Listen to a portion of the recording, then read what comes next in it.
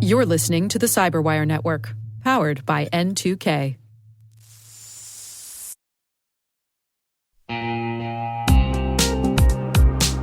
Hey everybody, Dave here. I've talked about Delete Me before, and I'm still using it because it still works. It's been a few months now, and I'm just as impressed today as I was when I signed up. Delete Me keeps finding and removing my personal information from data broker sites, and they keep me updated with detailed reports, so I know exactly what's been taken down. I'm genuinely relieved knowing my privacy isn't something I have to worry about every day.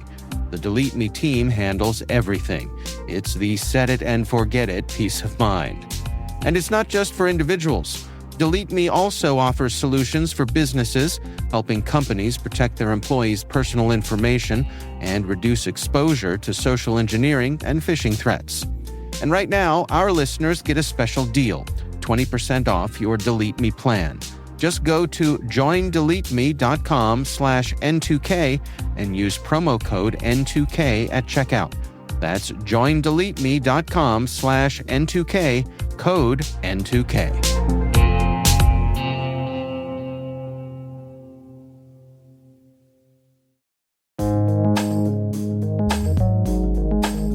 The word is OWASP, server-side request forgery. Spelled O for open, W for web, A for application, S for security, P for project, server-side for the application that runs on the server in contrast to running on the user's browser or client side, and request forgery for unauthorized access requests to servers that are supposed to be private.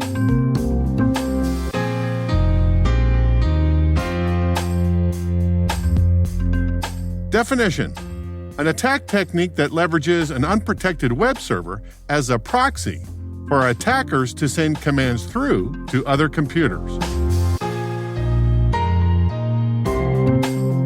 Example sentence: a server-side request forgery, or SSRF attack, often exploits trust relationships between publicly visible web servers and private internal servers.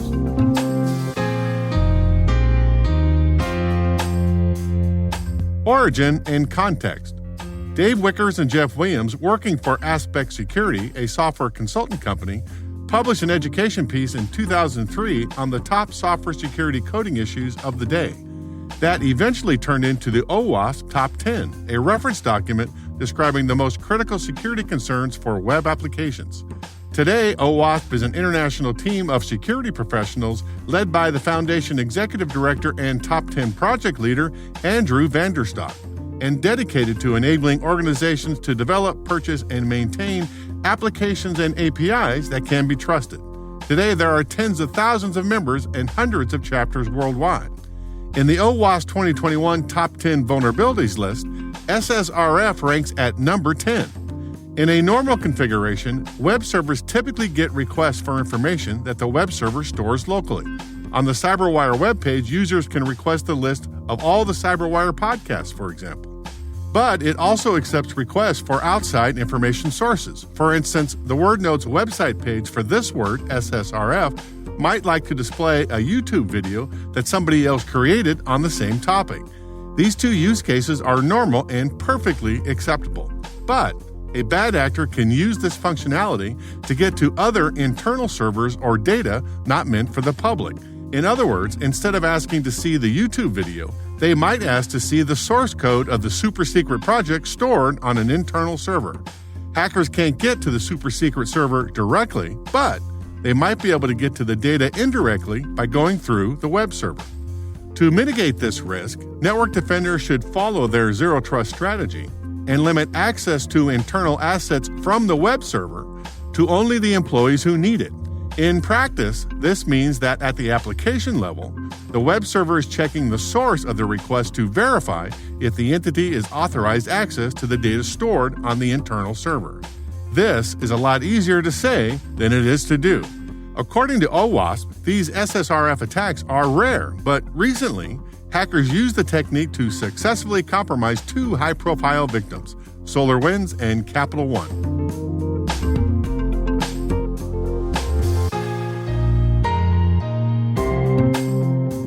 Third reference.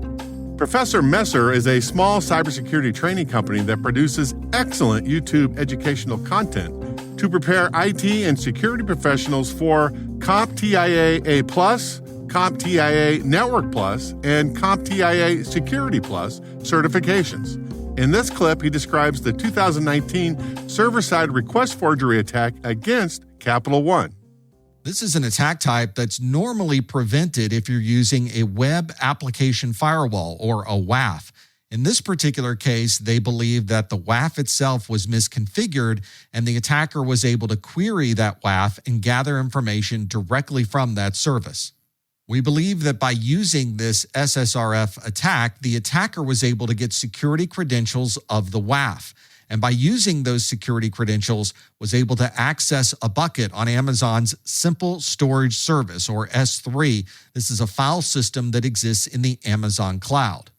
Those credentials were able to access those S3 buckets, and inside of those buckets on the Capital One Amazon account were credit card applications that range from 2005 through 2019. That was 106 million names, addresses, phone numbers, emails, and dates of birth. That consisted of 140,000 Social Security numbers and over 80,000 bank account numbers, all because they were able to perform this forgery that ultimately gave them access to that bucket.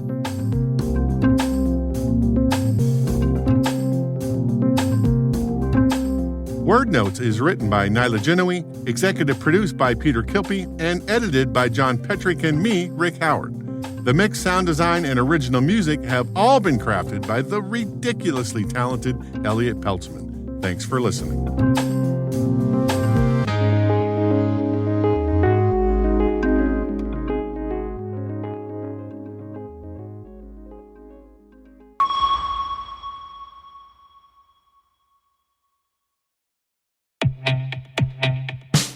And now a word from our sponsor, SpyCloud.